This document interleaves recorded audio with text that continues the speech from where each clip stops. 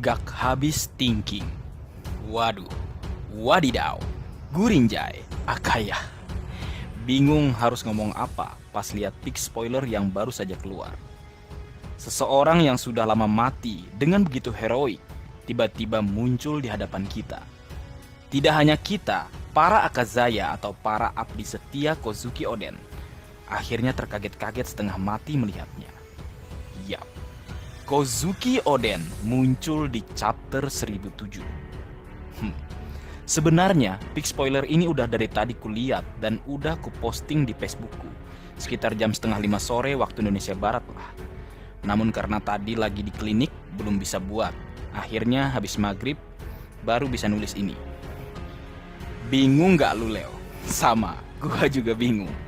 Seseorang yang mati dengan begitu keren hadir di depan mata. Jadi piye?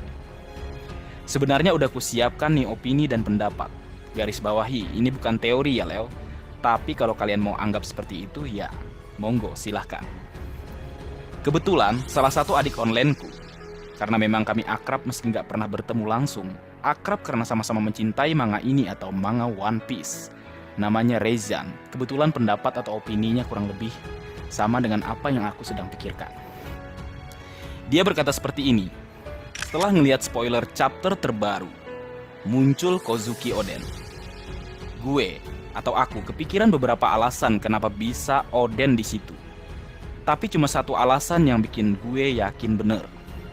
Sebelumnya gua jelasin secara rinci, gua masih kasih tahu beberapa alasan yang cukup masuk akal kenapa bisa ada Kozuki Oden di chapter 1007. Ini cuma opini liar ya. Yang pertama, itu adalah Onimaru yang menyamar jadi Kozuki Oden. Kalian tentu ingat kan sama Onimaru.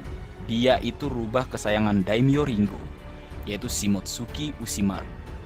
Dia bisa berubah jadi berwujud seperti manusia, yaitu pas berubah jadi Gyukimaru, yang pernah duel sama Zoro. Ada kemungkinan kalau dia itu menyamar jadi Kozuki Oden. Tapi menurut gua, yang ini kurang pas. Kenapa?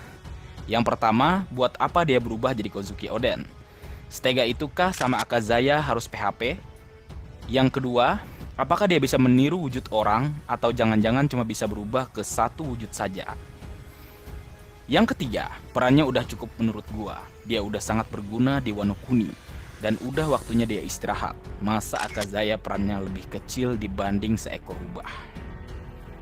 Baik, berlanjut yang kedua, lukisannya Kanjuro.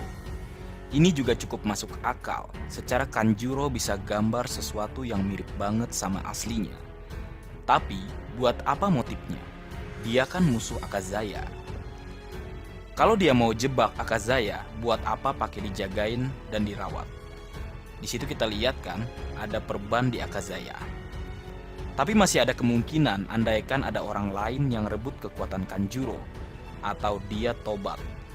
Si Kanjuro ya tobat. Walaupun kemungkinannya menurut gua persentasenya sangat kecil. Yang ketiga, ya Kozuki Oden itu sendiri, yang datang dari masa lalu sebelum mati, yang dibawa sama Amatsuki Toki atau istrinya. Tapi kemungkinannya juga kecil, tapi tetap ada kemungkinan. Yang keempat, Katarina Devon.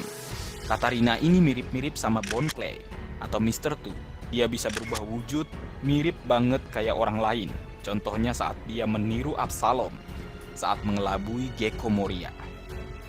Tapi menurut gua nggak jelas kalau itu dia. Buat apa dia repot-repot bantuin Akazaya? Apa motifnya? Kemudian dari mana dia bisa tahu bentuk fisik Kozuki Oden? Dan dari mana dia bisa tahu tentang hubungan Kozuki Oden dengan para Akazaya? Namun, opini ini disukai para fans yang menginginkan Kurohige atau Marshal D. Deitch atau si Ompong untuk datang ke Wano Kuni. Yang kelima, Bon Clay atau Mr. Two. Alasannya kurang lebih sama kayak Katarina Devon. Tapi tambahannya, saat ini dia sedang atau berada di Impel Down, level 5,5. Jadi kemungkinannya kecil. Tapi setiap kemungkinan, ya pasti jadi kemungkinan. Namanya juga Oda Sensei. Yang keenam, Akazaya ngehalu atau mengalami halusinasi. Ini bisa juga namun sangat tipis kemungkinannya.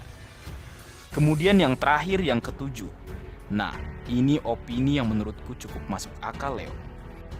Hal tersebut yaitu Kozuki Oden dihidupkan kembali oleh Pukuro Kujo. Aku mencoba cek di Wikipedia tentang legenda Pukuro Kujo. Dia memiliki kemampuan untuk menghidupkan orang mati. Nah, pas chapter 990, kita melihat dia menjauh dari medan tempur dan gelagatnya membingungkan dan cukup mencurigakan. Menurut gua, dia sebenarnya dendam dan marah sama Kaido. Makanya dia mencoba membangkitkan Kozuki Oden karena dia menyimpan mayat mendiang Kozuki Oden. Waduh, liar sekali. Tunggu dulu, bukannya Oda Sensei benci atau nggak suka kebangkitan orang mati? Ya benar, tapi itu tahun 2007.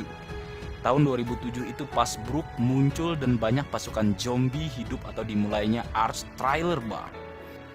Kalau dia bilang begitu sebelum Arch Thriller Bark mulai, menurut gua dia sebenarnya nggak suka dan nggak mau.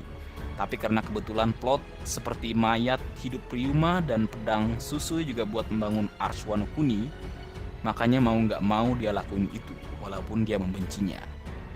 Ada orang yang melakukan sesuatu karena terpaksa walaupun sebenarnya dia nggak suka.